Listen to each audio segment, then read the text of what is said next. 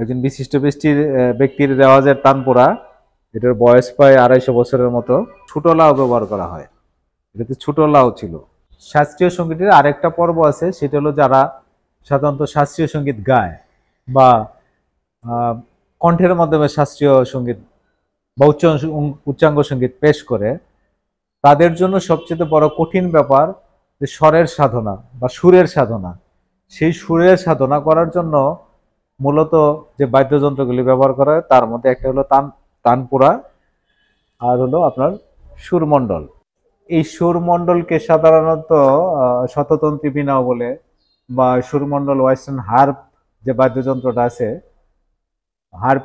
Harp ইনস্ট্রুমেন্টের একটা গোত্রীয় বাদ্যযন্ত্র।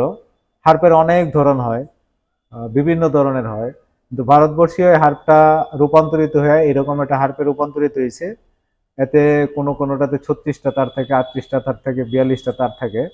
এক একটা তার এক একটা স্বরের সুর করা থাকে, এবং এই তারের স্বরের উপরেই গলার রেওয়াজ করা হয় গলা তৈরি করার জন্য, বা সঙ্গীত যখন পরিবেশন করা হয় উচ্চাঙ্গ সঙ্গীত, সেই সময় যেন সুরটা ছুটা না যায় সেই জন্য সুরমণ্ডল ব্যবহার করা হয়।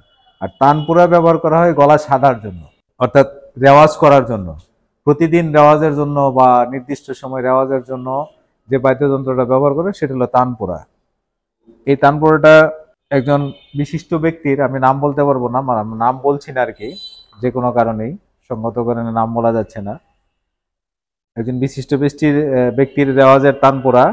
এটার বয়স প্রায় 250 বছরের মতো। এটার বিশেষ বৈশিষ্ট্য হলো যে বর্তমানে তানপুরায় যে বড় লাউ ব্যবহার করা হয়, এতে সেই রকম লাউ না, এটাতে ছোট লাউ ব্যবহার করা হয়। এটাতে ছোট লাউ ছিল, কিন্তু এটা ছোট লাউ ব্যবহার করার পরে এর আওয়াজ এবং এর যে রেশের দীর্ঘস্থায়িত্বতা সেটা অনেক বেশি। অর্থাৎ বর্তমান তানপুরার চেয়ে এটার রেশ এবং প্রতিধ্বনিটা অনেক লম্বা এবং দীর্ঘ।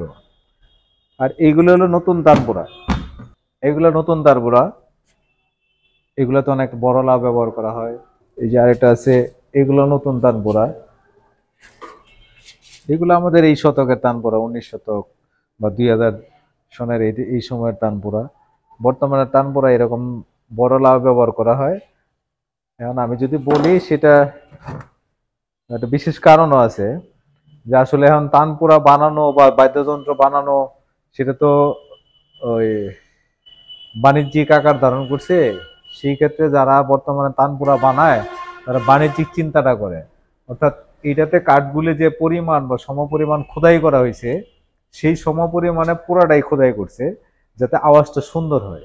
কিন্তু ওই নতুন যে তানপুরাতে লাউ বড় দেওয়া হয়, সেই ক্ষেত্রে তারা ওই কাঠের যে পুরুত্ব এটা সঠিকভাবে করে না, তাড়াতাড়ি করার কারণে, যার কারণে বড় একটা লাউ ওটার মধ্যে সেট করে দেয়, যাতে ওই যে অভাবটা, মানে পুরুত্বের যে মাপটা, সেটা মানে পরিপূরক হিসেবে যেন লাউটা কাজ করে।